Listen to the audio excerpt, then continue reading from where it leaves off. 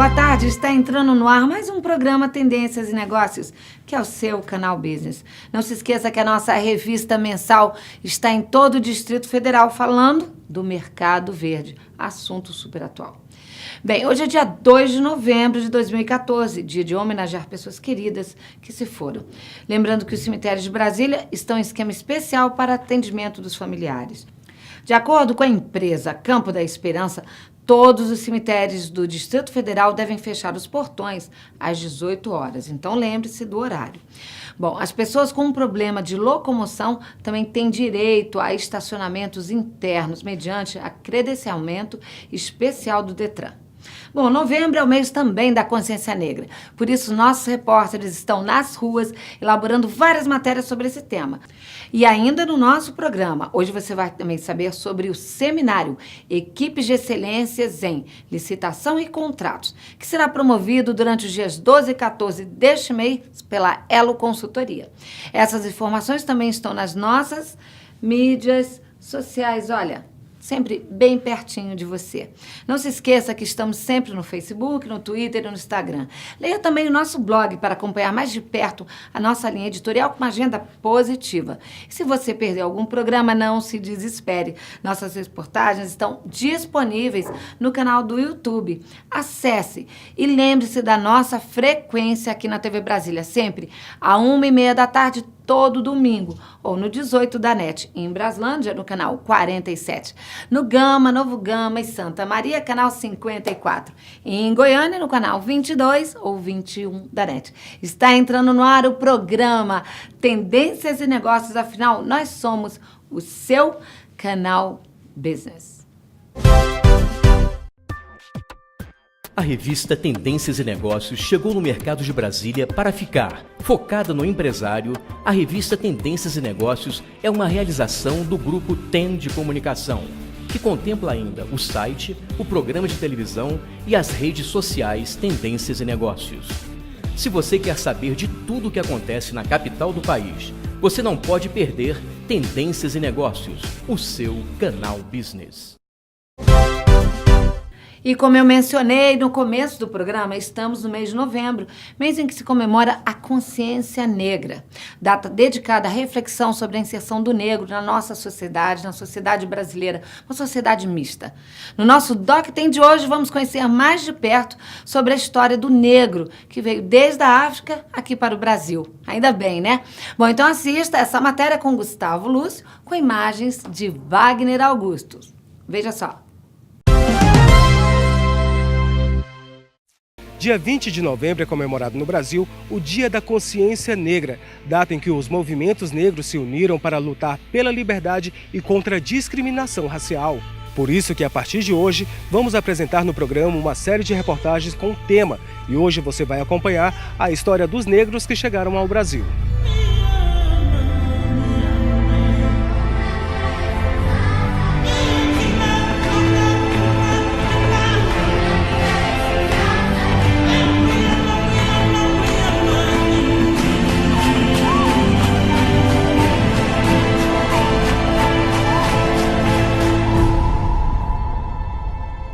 Os primeiros homens e mulheres negras que chegaram ao Brasil vieram da África.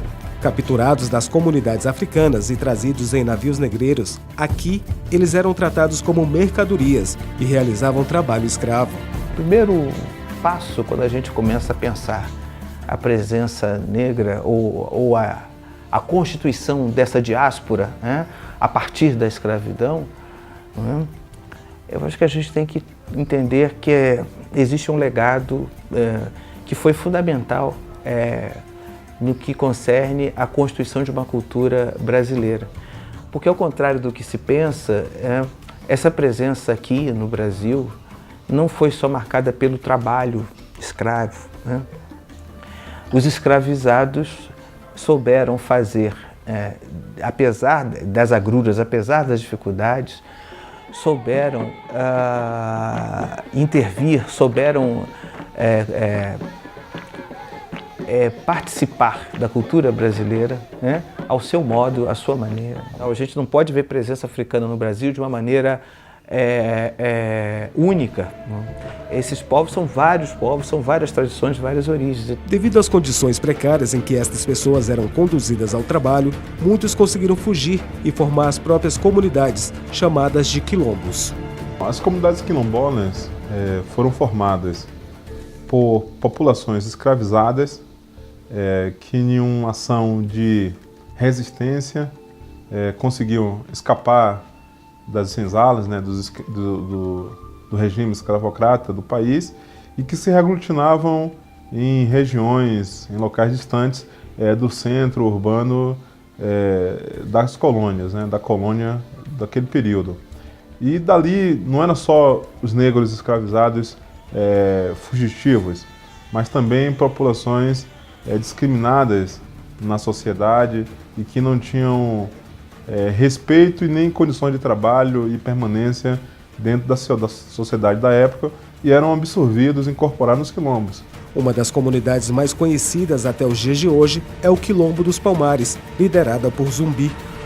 Zumbi porque está muito relacionado a um dos principais quilombos do país, um baluarte da luta negra contra a escravidão, mas no Quilombo dos Palmares, nas Alagoas, em Pernambuco, Alagoas, Bahia, isso no século XVII, século XVIII. O trabalho escravo no Brasil só teve fim em 1988, com a assinatura da Lei Áurea pela Princesa Isabel. Mesmo assim, o país foi um dos que mais se beneficiou com a escravidão. Quando há a decisão do Império em abolir a escravidão, já não havia mais escravidão praticamente no mundo inteiro. E mesmo aqueles que foram contemplados pela abolição já era um percentual diminuto, porque a escravidão já era um sistema moribundo, um sistema falido, com muitos problemas. Né? Muitos acordos precisaram ser feitos entre os senhores de engenhos e os escravizados, porque o sistema não se mantinha mais. Então, menos de 10% da população negra cativa foi, digamos assim, contemplada pela abolição. Na pesquisa nacional de amostra de domicílio realizada em 2013 pelo IBGE, cerca de 8,1% da população brasileira disseram ser negra. Ou seja, o Brasil possui 16,3 milhões de pessoas declaradas negras. Esse percentual vem aumentando desde 2004, enquanto a soma ficou em 5,9%. Quando vocês observam que aumentou a autodeclaração, quer dizer que mais pessoas se autodeclaram negras, isso não é fruto de um acaso. Não houve um boom de natalidade, não houve uma explosão, né, de natalidade. Não, quer dizer, é certo também que hoje você tem um percentual mais expressivo de pessoas que se autodeclaram negras por convicção. Mesmo com as declarações, o país ainda tem muitos desafios que devem ser enfrentados e combatidos rigorosamente para que a cultura e a história negra sejam preservados. Então isso é importante porque demarca do ponto de vista estrutural, administrativo, jurídico do país um segmento populacional que deve ter visibilidade do Estado e compromisso do Estado na efetivação de política pública. Quer dizer, a sociedade civil, os movimentos sociais precisam acompanhar, precisam observar, precisam estar atentos ao desenvolvimento dessas políticas públicas, né? Mas o crescimento dessa consciência negra é fundamental para que isso ocorra.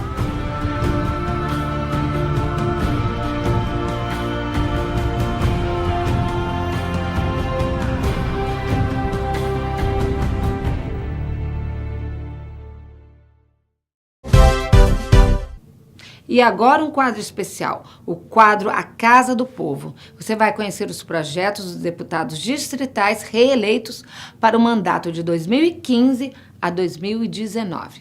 Vamos saber mais sobre esse assunto com o nosso jornalista e colaborador do grupo Tendências e Negócios, Celson Bianchi, um especialista em política aqui do Distrito Federal. Celson Bianchi, agora é com você. O que você tem para esse domingo? Boa tarde, Liana. Boa tarde a todos. Começa agora o quadro A Casa do Povo com os noticiários mais importantes dos deputados distritais, federais e senadores, que nem sempre é mostrado pela grande mídia. Os deputados distritais aprovaram em primeiro turno a proposta de emenda à Lei Orgânica número 77/2014, de autoria do deputado Alírio Neto do PEN.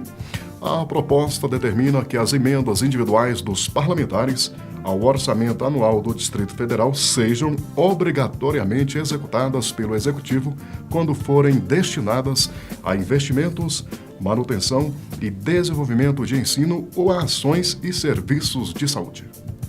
Lá da Câmara Legislativa do Distrito Federal vem também a matéria de hoje. O repórter Gustavo Lúcio e os produtores Jonathan Félix e Rafael Farias conversaram com o deputado reeleito professor Israel Batista do PV para saber as propostas do próximo mandato.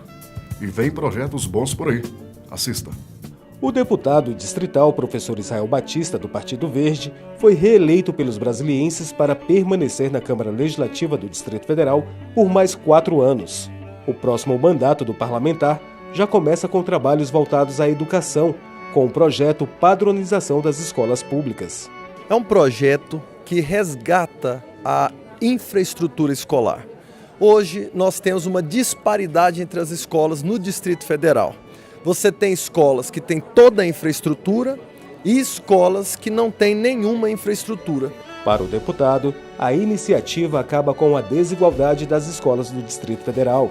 Toda escola, segundo o nosso projeto, tem que ter quadra coberta, tem que ter laboratório de informática com internet e monitoria, tem que ter auditório para apresentações culturais e tem que ter coração. Coração de escola é biblioteca. Sem biblioteca você não pode chamar uma instituição de escola.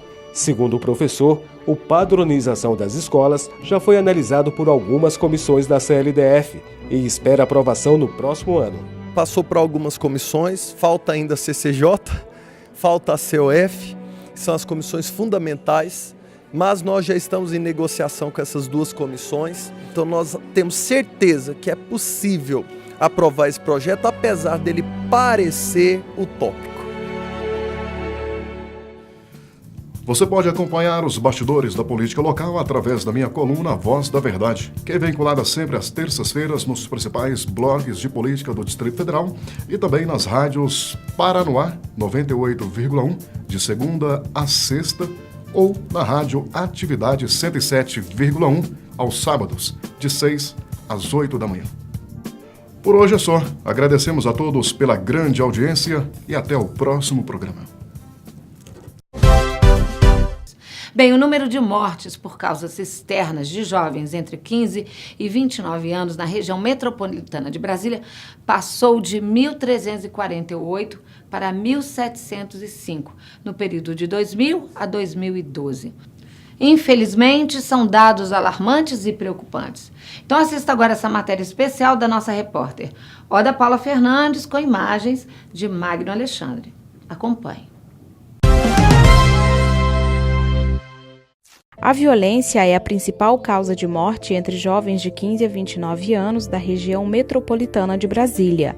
De acordo com a pesquisa divulgada pela Companhia de Planejamento do Distrito Federal, cerca de 80% das vítimas são negras.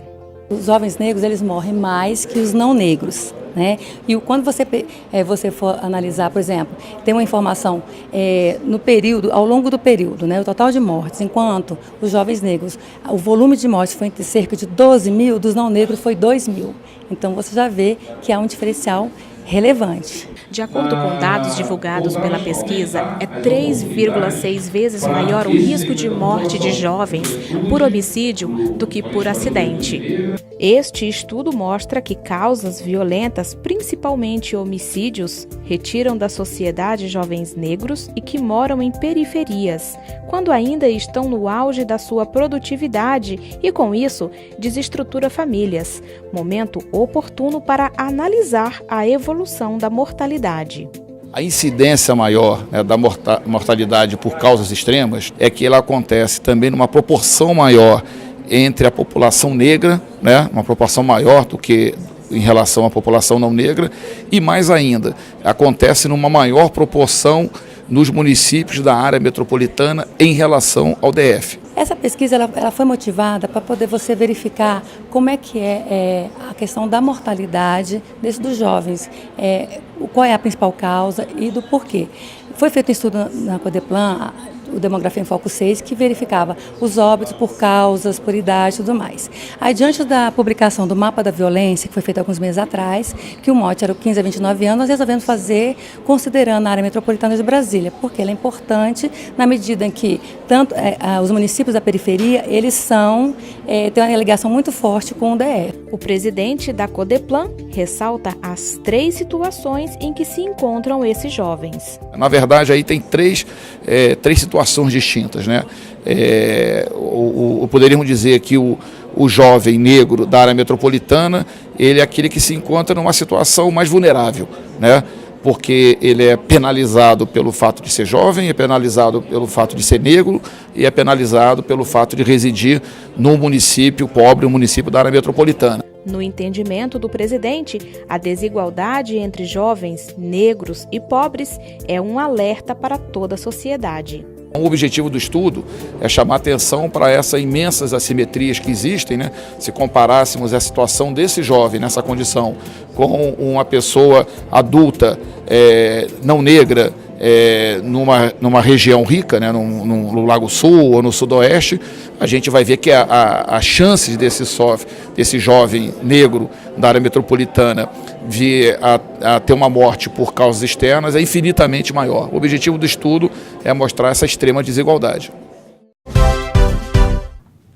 O nosso colaborador e empresário José Reis, em sua consciência empresarial, conversou com o deputado federal eleito pelo Distrito Federal, Ronaldo Fonseca, do PROS-DF. Eles falaram sobre o Estatuto da Família e que, dentre muitas outras coisas, servirá também como um manual de modelo da família, uma coisa que a sociedade brasileira precisa. Então, vamos ouvir mais sobre esse tema no quadro Consciência Empresarial com José Reis. Do programa Tendência e Negócio. E uma boa tarde muito especial para você que nos assiste neste momento aqui na TV Brasília, canal 6, na NET, canal 18. Obrigado pela preferência aqui no programa Tendência e Negócios. Estamos aqui com o deputado Ronaldo Fonseca, ele que é o parlamentar que se destacou em defesa da família, em defesa da vida. Na verdade é o seguinte, você tem muitos políticos que falam da defesa da família. Pela família, não sei o quê, defendendo a família e tal.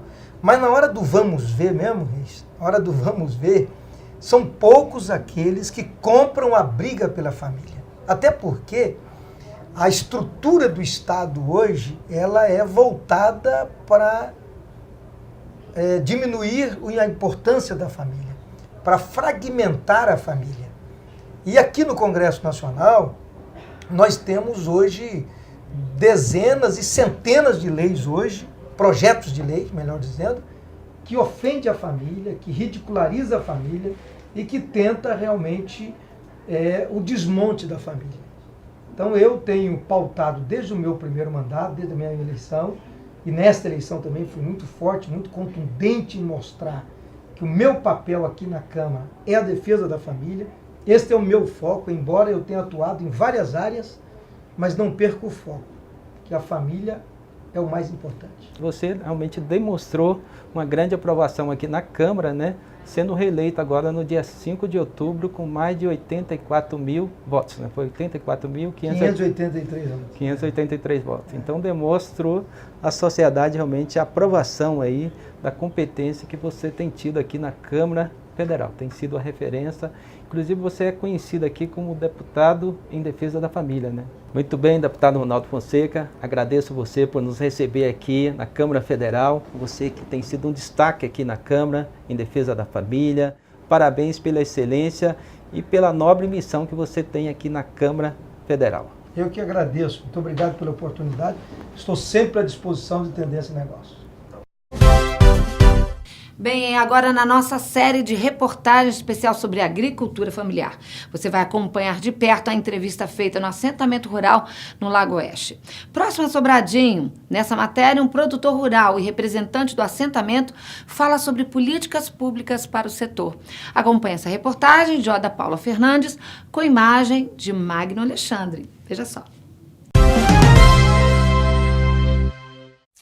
Na prática, já é possível ver alguns resultados positivos de políticas públicas voltadas a atender às necessidades de famílias que vivem em assentamentos rurais, como é o caso do Banco de Alimentos, que estimula a produção e as vendas. A gente estava perdendo muitas coisas e aí apareceu esse banco de alimentos fornecido pelo governo, né? E a gente agarrou com unhas e dentes e estamos aí vendendo nosso produto, não está perdendo nada mais. Desenvolvido para diminuir o desperdício da produção, o Banco de Alimentos foi criado e implementado em todo o Brasil. Perdi alface, bastante alface, cenoura, beterraba. Tudo que a gente plantava, na realidade, perdia, né? Porque a gente planta para ver o ambiente da gente bonito, bem formado, para a hora que chegar uma pessoa que nem vocês estão aqui, ter o que ver. E a gente plantava tudo, na verdade a gente faz o composto, a gente plantava e voltava para o composto de novo, essa plantação. Porque a gente não tinha feira, não tinha o banco de alimentos, não tinha a cesta verde. Então hoje, graças a Deus, nós temos tudo.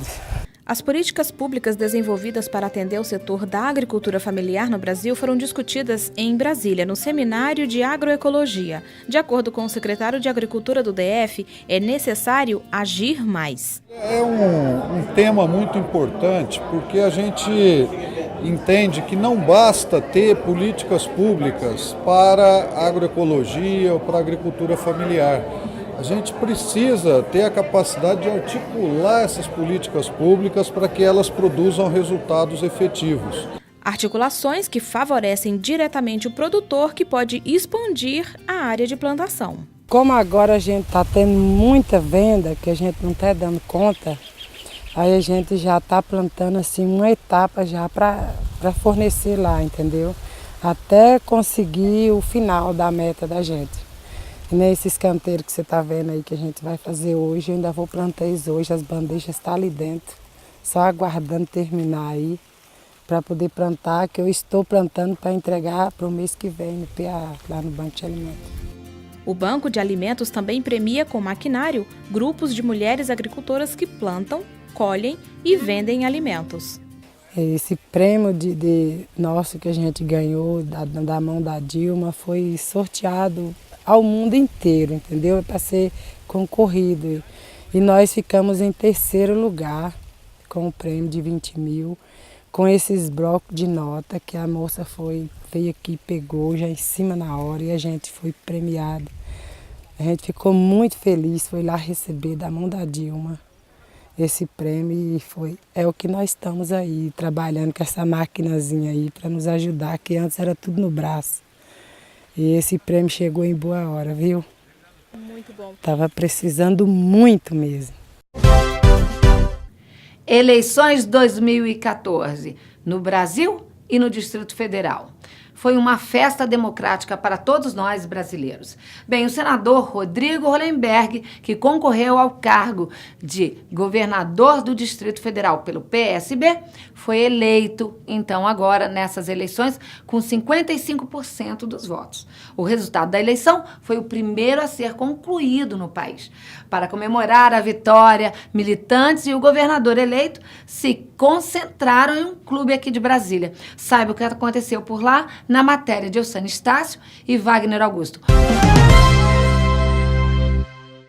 No primeiro pronunciamento depois de eleito, Rodrigo Hollenberg, do PSB, agradeceu aos eleitores e disse estar ciente de que tem um grande desafio pela frente. Que a festa da democracia é isso. O povo escolheu aquilo que é melhor para ser seu representante. Parabéns, Hollenberg, parabéns, Brasília, parabéns a toda a população. Nós recebemos todos os candidatos lá no Sinduscom, não só o Arruda na época, depois o próprio Frejá, e o candidato Hollenberg foi um dos que esteve no Sinduscom. Logicamente que foi uma das pessoas que escutou muito o setor, e hoje nós temos 3 frentes básicas, que é a da incorporação, com 2 leis importantes para serem aprovadas na Câmara Distrital, que é a LUOS e a PPCUB, e outros aspectos importantes que foram discutidos com o então candidato e agora governador Rodrigo Hollenberg, de desburocratizar a construção civil no sentido de liberar com mais rapidamente os alvarás, os projetos e os habites. Eu acho que a população compreendeu que era um momento de mudança, que nós tínhamos que buscar coisas novas. A democracia é assim mesmo, a rotatividade do poder é salutar. E Rodrigo é quem melhor encarnava essa questão da mudança, da inovação, da tecnologia, focado no futuro. Então Brasília dar essa resposta, nós não podíamos ter a opção do velho, como eu me refiro, ao passado, a coisa nova. Olha, eu acho que a eleição, o Distrito Federal saiu fortalecido com a democracia. E já era esperado, mas a gente sabia que ia ser muito duro. Então eu acho que vai ser muito bom para o Distrito Federal a eleição do Hollenberg. Eu vejo que entra uma nova era no Distrito Federal, uma nova era de credibilidade, uma nova era de coisas no lugar certo. E Rodrigo Hollenberg é um cara desprovido e um cara que não tem vício, é um cara que olha muito o lado do povo. Então, é um governador que vai fazer uma transformação em Brasília. Rodrigo Hollenberg estava acompanhado do vice-governador Renato Santana, familiares, amigos, correligionários do partido e eleitores que comemoraram a vitória do governador do DF no NetLife Brasília, no setor de Clube Sul. E agora uma matéria super importante para você, empresário. Durante os dias 12, 13 e 14 de novembro, a Elo Consultoria vai promover o seminário especial Equipes de Excelência em Licitações e Contratos.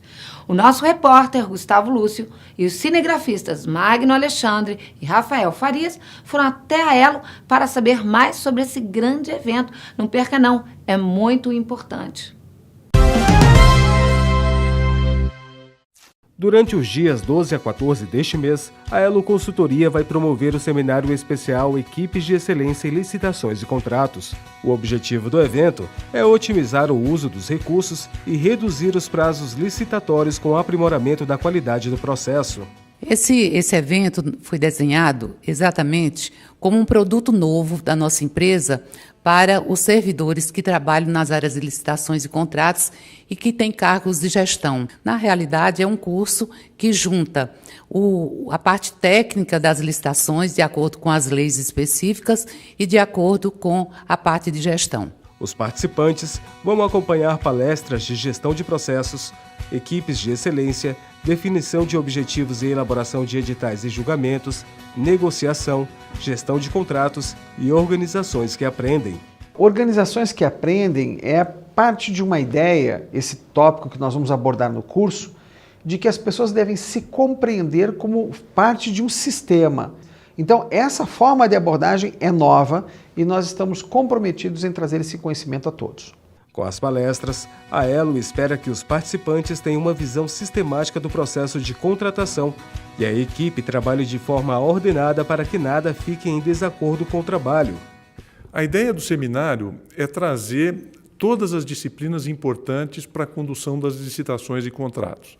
Não é apenas a excelência individual de um servidor que faz um bom produto ao término da contratação. Um processo de licitação e contrato envolve diversos servidores e o treinamento específico de cada um é tão importante quanto o treinamento das equipes. E, nesse momento, a Elo se propõe a fazer a mescla da inteligência individual de cada servidor com a relação entre todos eles. O objetivo é exatamente alcançar patamares de excelência com bons produtos ao término do processo de licitação e contrato. O seminário é destinado aos servidores que já atuam na área de licitações e contratos. Para quem deseja participar, ainda há tempo de fazer a inscrição. Quem tiver interessado no seminário ainda dá tempo, pode acessar o nosso site, ligar para a nossa empresa, que estamos à disposição de todos aqui na Elo Consultoria. Dos dias 12 a 14 de novembro deste ano, a Elo estará promovendo um dos melhores eventos sobre licitação e contratos do Brasil, com o que há de mais novo em termos de procedimentos que podem ser imediatamente implantados. Venha participar na Elo Consultoria.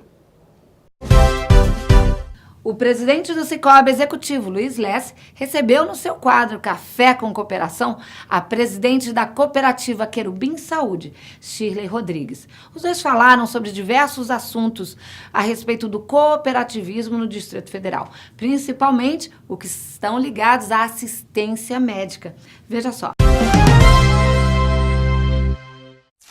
Boa tarde, amigos do Tendência Negócios. Estamos de volta com mais um Café com Cooperação.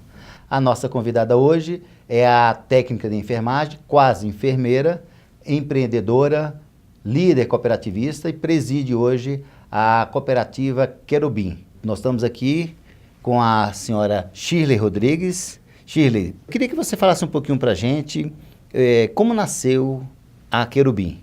A Querubim Saúde, ela nasceu de uma necessidade de uma assistência de enfermagem aos pacientes, né, com uma complexidade do atendimento de nível técnico de enfermagem diariamente em suas residências. Nós temos escalas de 12 e 24 horas, né, com os pacientes de várias complexidades.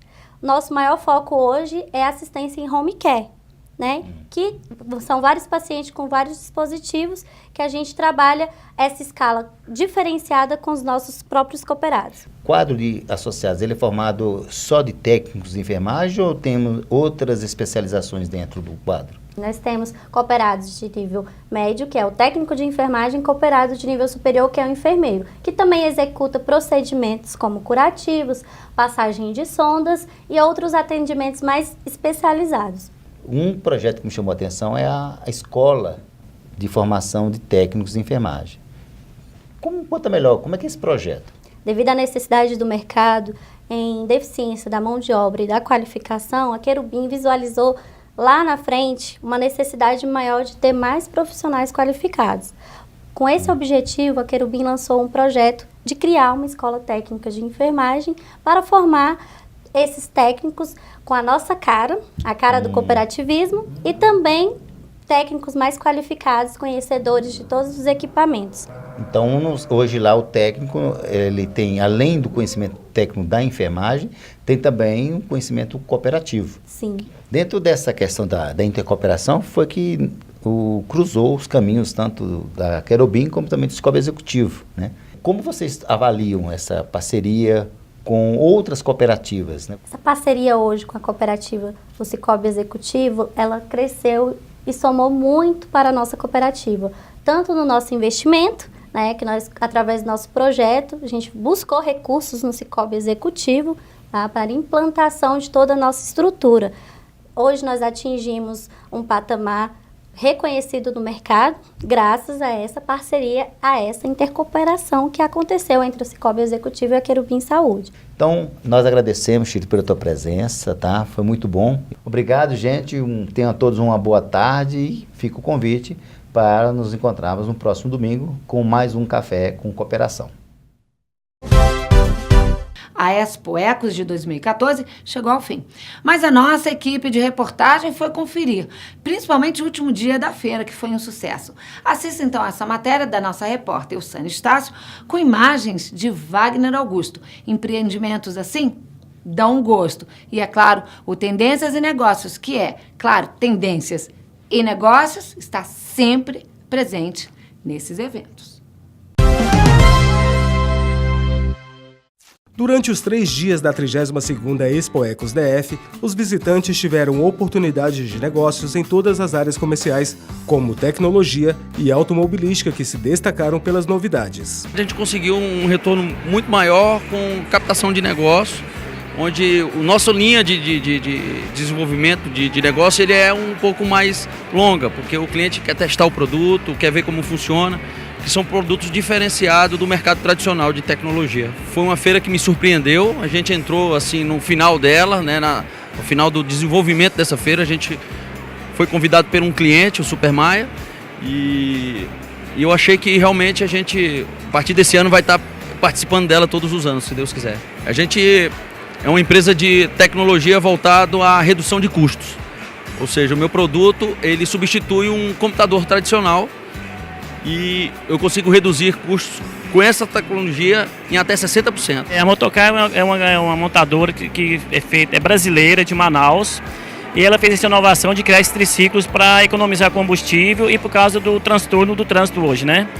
É um triciclo que tem ele isotérmico, tem ele de passageiro para mototurismo e mototaxista e tem aquela para carregar água, botijão de gás, pensando na economia do combustível e na ecologia, porque ele é ecologicamente correto, ele é aprovado também pelo IBAMA. Nós estamos em Brasília há 40 dias e as expectativas na feira foram maravilhosas, né? Muitas redes de supermercados já aderiram ao nosso produto e eu acho que o futuro para Brasília é esse tipo de transporte. A vantagem para as empresas é a economia, a carteira que se usa é a carteira de motociclista, e a economia e o trânsito, que não vai ser necessário a pessoa ter maior mobilidade dentro do trânsito. A feira supermercadista também reservou um espaço para a exposição de artesanato, que reuniu os melhores trabalhos nacionais e internacionais. É a primeira vez que a gente participa dessa feira, né? Mas tivemos sim, está sendo muito bom. A Finar, na verdade, é do Charlton, tá? O Charlton ele faz todo ano no Centro de Convenções. Então ele abre o espaço para os artesãos de Brasília. Porque os empresários de Brasília, geralmente ele não abre espaço para a gente. E o Charlton, ele é o dono da Finar, da Feira Finar, e ele agora está com a gente, né? E ele que abriu esse espaço aqui para a gente é muito agradecida a ele também. E ele vai fazer várias feiras e a gente está junto com ele agora. E a Finar todo ano tem e é muito boa. E a gente vende muito bem também. O Serviço Brasileiro de Apoio às Micro e Pequenas Empresas também participou da ExpoEx DF para dar suporte aos expositores e visitantes. O papel do Sebrae junto a essa feira é de trazer aos empresários que estão aqui expondo todo o apoio, no sentido de cursos, palestras, está acontecendo palestras no auditório. Essas palestras são voltadas para as pessoas que querem desenvolver o seu negócio. Essa é a função do Sebrae, trazer apoio, trazer o conhecimento. A nossa sede fica lá no CIA Trecho 3 e lá nós temos cursos para todos os empresários, potenciais empresários, microempreendedor individual, palestras, oficinas e as consultorias também. Querendo, basta chegar ao CIA e a gente presta consultoria ao vivo.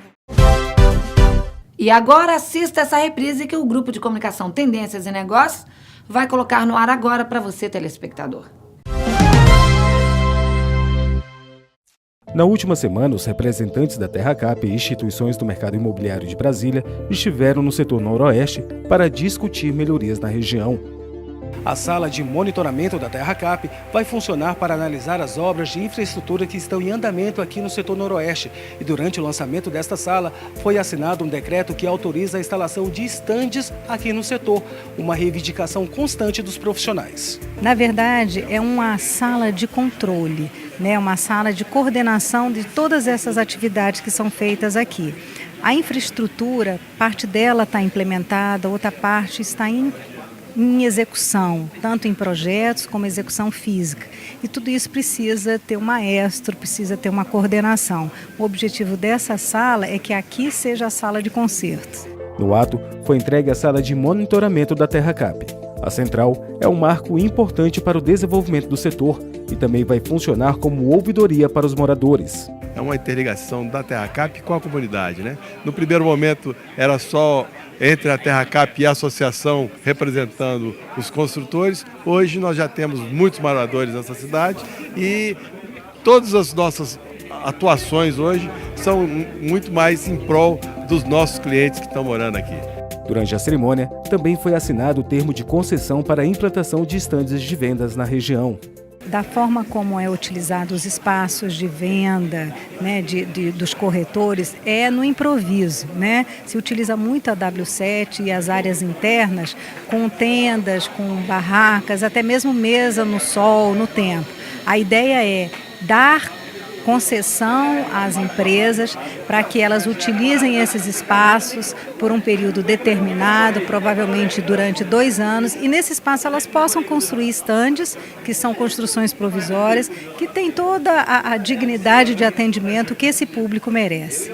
A colocação destes estandes era uma reivindicação constante dos corretores, que aumentou quando agentes da AGFIS retiraram as tendas dos profissionais do mercado imobiliário. Essa foi uma reivindicação que nós fizemos, quem se recorda, no dia 2 de fevereiro deste ano, quando o CRESDF trouxe aqui na entrada do Noroeste um grupo de corretores, exatamente para a gente fazer uma manifestação voltada no sentido de que o governo do GDF providenciasse uma área para que fosse montado os estandes condizentes ao novo bairro, também que tivesse condições melhores para os corretores de imóveis fazerem a intermediação imobiliária desses lançamentos.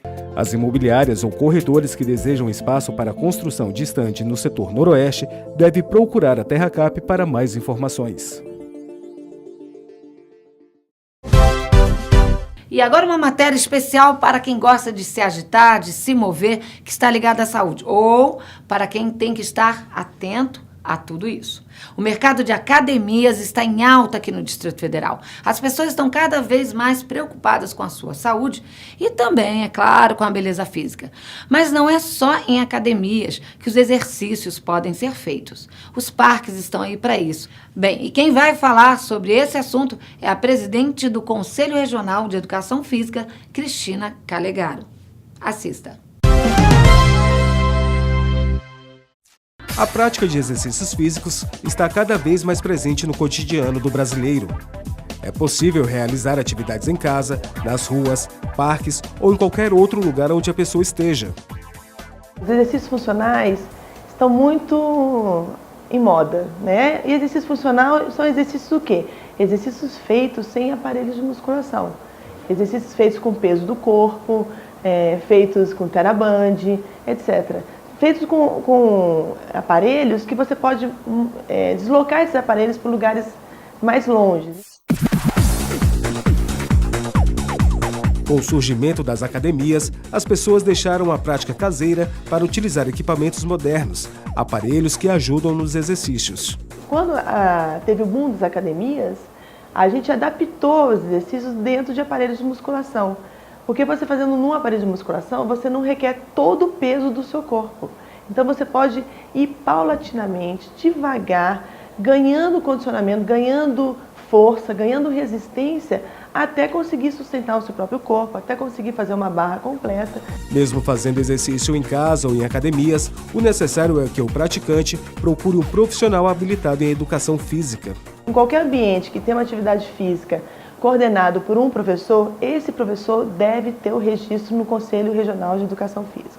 É importantíssimo a sociedade, os clientes em geral, entender a importância disso. Os personagens trainers que estão nas ruas, dão aula em condomínios, até dentro das academias, tem que ter a cédula e tem que estar portando a cédula de identidade profissional na hora da atividade física. Na hora que eu estou trabalhando, eu tenho que estar com a minha cédula do meu lado, no meu bolso. Justamente porque se alguém questionar, ele tem como provar que ele é um profissional registrado. É necessário também a consulta de médicos para a realização de exames. Em qualquer academia ou centros esportivos, você tem que ter um atestado médico e uma avaliação física feita por um profissional de educação física, que é uma lei que passou agora na nossa Câmara Legislativa, enfatizando isso. Por que isso? A importância de você avaliar o seu cliente para não errar com ele no exercício. Então você que queira fazer uma atividade física, você deve levar um atestado médico e exigir uma avaliação física com o profissional de educação física. Como lembrado nesta reportagem, a prática de atividade do profissional de educação física sem o registro no Conselho é crime e pode ser denunciado pelo telefone 3426-5400.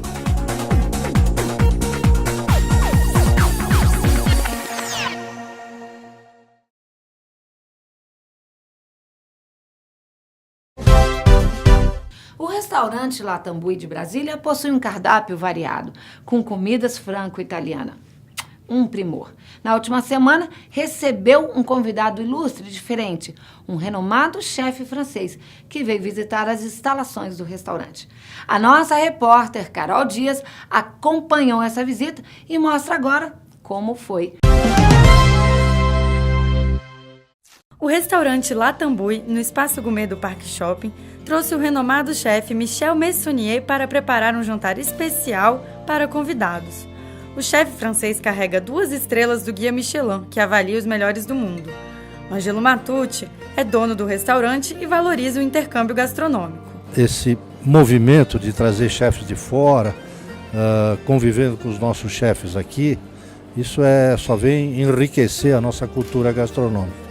Então a presença do chefe Michel Massoni esta noite, num evento de um grande cliente nosso, tem sido uma aula de gastronomia para toda a nossa equipe de cozinha aqui. Apesar da língua, a comunicação do chefe com a equipe não foi um problema. Tudo se passa normalmente, porque as pessoas que trabalham comigo são muito compreensíveis. Dentro da cozinha, nós procuramos estar sempre trocando experiências. Eles aprendem comigo e eu aprendo com eles. E como eles se falam? Com uma linguagem especial, a gente faz uma grande mistura entre o inglês, o português e o francês, e por meio de gestos. E essa não é a primeira vez do chefe no Brasil. Boa tarde, é um prazer estar com vocês.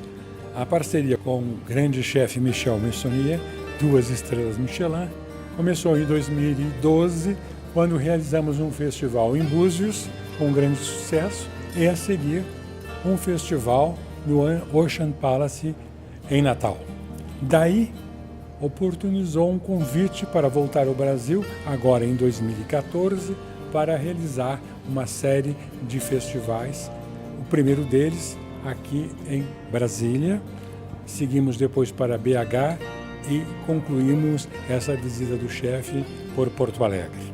Na primeira visita de Michel ao país, ele diz ter se encantado com as delícias brasileiras. As preferidas foram feijoada, camarão e churrasco. Aqui em Brasília, o chefe usa produtos brasileiros, mas os pratos do jantar são uma mistura gastronômica entre Brasil, França e Itália.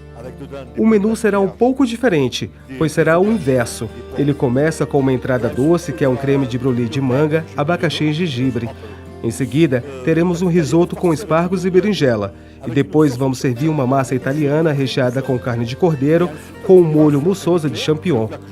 O jantar terminará com uma bomba de mousse ao fígado de ganso decorada com porto, aceto balsâmico e geleia de figo. Bom, estamos quase no finalzinho do nosso programa, mas não saia daí não, que esse é o nosso momento especial, o nosso quadro Almoce Conosco. O convidado de hoje é o deputado distrital pelo Partido da República, Bispo Renato. O bispo foi eleito no dia 5 de outubro agora, com 14.216 votos. Ele conversou sobre as eleições e sobre os seus projetos também para o seu mandato. Assista! Boa tarde, estamos aqui no Latambuí, no Parque Shopping, no Espaço Gourmet, mais uma vez para apresentar o Almoce Conosco. Hoje temos como convidado o José Reis, do Comercial Reis, e temos aqui a satisfação de ter essa entrevista com o deputado Bispo Renato Andrade. Tudo bom, deputado? Tudo bem, Reis. Muito bem, boa tarde. Deputado, essas eleições, elas sinalizaram, né, alguns efeitos do eleitor, né? Mas antes disso, eu gostaria que o senhor falasse um pouco da sua vida. Quem é o deputado Bispo Renato Andrade? Bem, eu sou mineiro de Patos de Minas, estou em Brasília desde os 12 anos de idade, sou advogado por profissão, casado há 24 anos com a dona Maria das Dores Macedo Andrade, que também é mineira, só que de Paracatu. E, além de tudo isso, nós temos construído essa história na vida política, da qual nós vamos conversar um pouquinho. Isso. E Reis, você também é de Patos de Minas, né? Muito bem, né? É uma mera coincidência, mas somos do mesmo estado, né? E do mesmo município, né? Então, para mim, é um motivo de alegria. Conheci o Bispo Renato aqui no Distrito Federal, né? Há bom tempo também. E para mim foi uma satisfação conhecer ele, conhecer a trajetória e dar também o meu apoio necessário, né, para que ele conseguisse realizar o sonho dele agora, em 2014, em representar bem a sociedade aqui do Distrito Federal na Câmara Legislativa. E, deputado, a sua vida pública, ela começa há muito tempo atrás, né, no Hospital de Base? Começa. Na realidade, eu fui servidor do antigo IAPAS. Daí, eu entrei para fazer o curso de Direito, terminei, fazem quase 30 anos, e comecei advogando para o Partido da República aqui no Distrito Federal. E a partir daí entramos na vida pública eletiva em 2006, na eleição de 2006. Mas antes, eu fui administrador regional. Administrador regional do Riacho Fundo 2. Então construímos essa história primeiro nesse sentido. Sim. E, deputado, o senhor passou pela Secretaria de Entorno e logo depois pela Secretaria de Trabalho. E a Secretaria de Trabalho, ela protege o empregado. O senhor é empresário, né, deputado? Então o senhor entende bem essa questão da empresa, quer dizer, defender, né, falando do ponto de vista da Secretaria, defender o trabalhador, né, a partir do trabalhador ou defender o trabalhador também a partir da fonte que é o emprego, né? Não há como defender o empregado se não defender o empregador, porque quem gera o emprego é o empresário. Se você não der a ele condições de tocar o seu negócio, seja ele qual for, como é que ele vai contratar aquela pessoa que você quer que ela contrate? Sim. E Reis, você que é um empregador de muitas pessoas, né? O que falta ainda no Brasil para o empresário poder alavancar nessa questão da mão de obra? Hoje nós temos, além da Secretaria do Trabalho, nós temos também o Sistema S, né, que seria o que poderia auxiliar o empresário na questão de qualificação e capacitação de mão de obra. Só que, pelo contrário, nós vemos hoje o Sistema S como onerador, né? Ele onera o empresário e não traz nenhum benefício, né? Basicamente, ele anda distante do empresário e quando o empresário procura, eles colocam muita dificuldade para poder atender. É preciso que se entenda o seguinte, não se falta normalmente empregos aqui no DF. O que falta é qualificação profissional. Então, se o Estado qualifica, se o Sistema S fizesse o papel dele, cumprindo aquela que é a missão dele também, qualificasse de graça, porque além do repasse dos empresários, o governo paga para os cursos que ele realiza, nós teríamos mais trabalhadores qualificados, e eu costumo dizer, trabalhador qualificado é trabalhador empregado.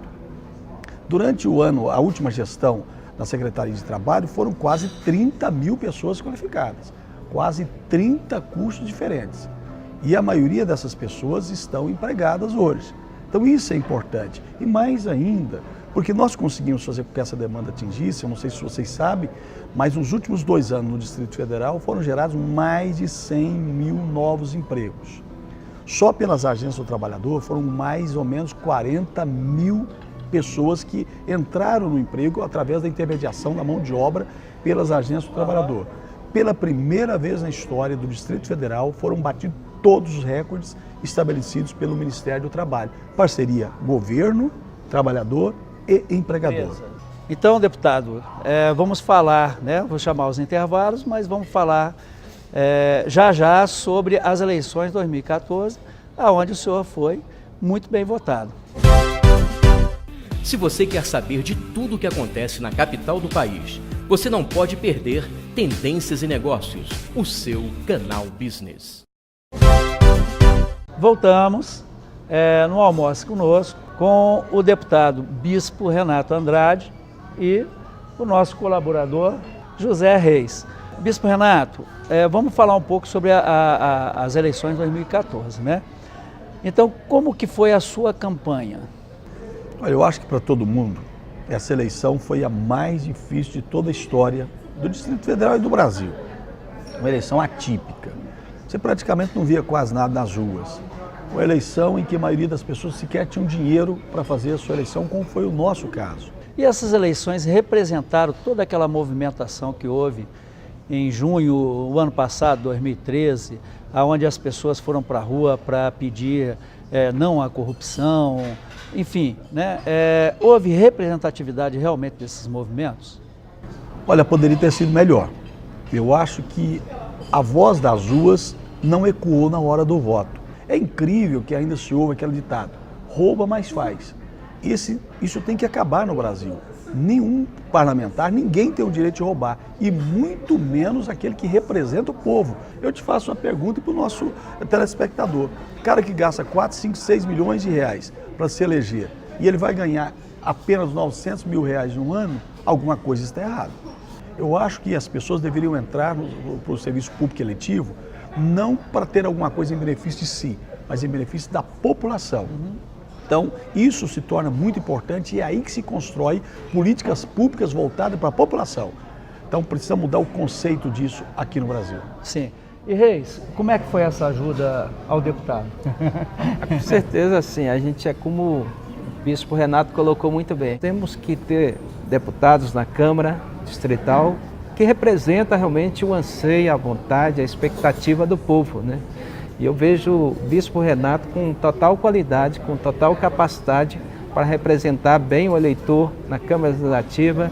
Para mim foi um motivo de orgulho, né? Ter contribuído na eleição dele como meu voto, como meu apoio e proporcionar a ele essa capacidade que ele tem de mostrar ao Distrito Federal que tem pessoas comprometidas com o bem-estar da família, com o bem-estar da vida e buscando com a total capacidade atender a melhor expectativa do nosso eleitor, da população do Distrito Federal como um todo. E, deputado, quais são as bandeiras, né? Efetivamente o senhor vai estar brigando por alguma bandeira especial ou por um todo?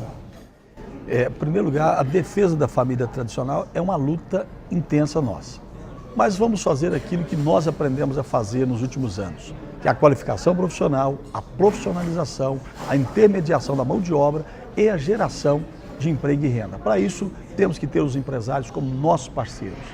Mas ainda há um grande sonho. E qual é o grande sonho?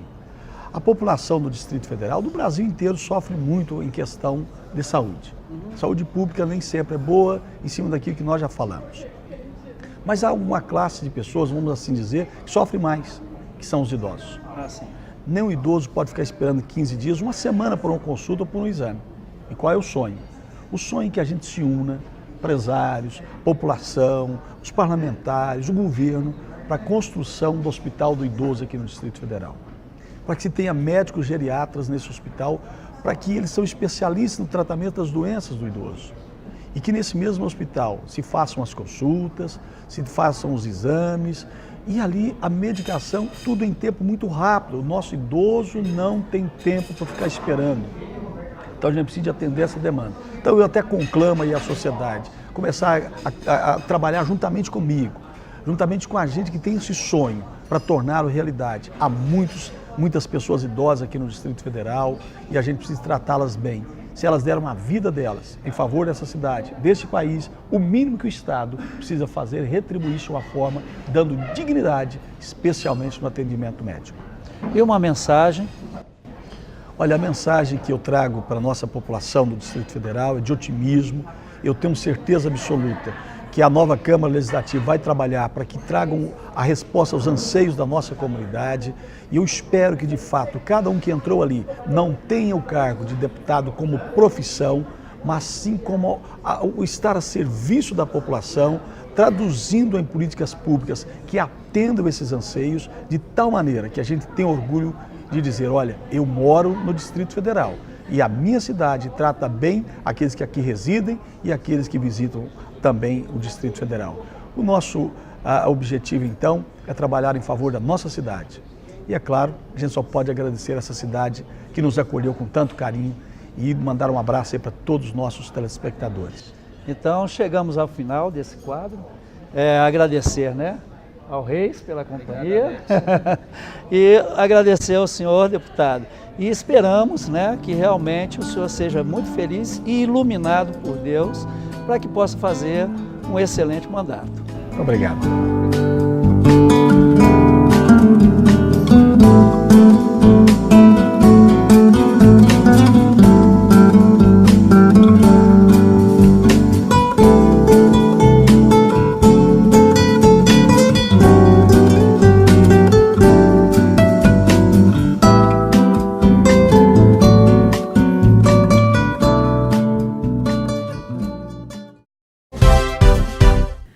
Então, o nosso almoço conosco é realmente delicioso, ainda mais comandado pelo nosso diretor executivo, Alex Dias. Bem, infelizmente chegamos ao final de mais um programa Tendências e Negócios.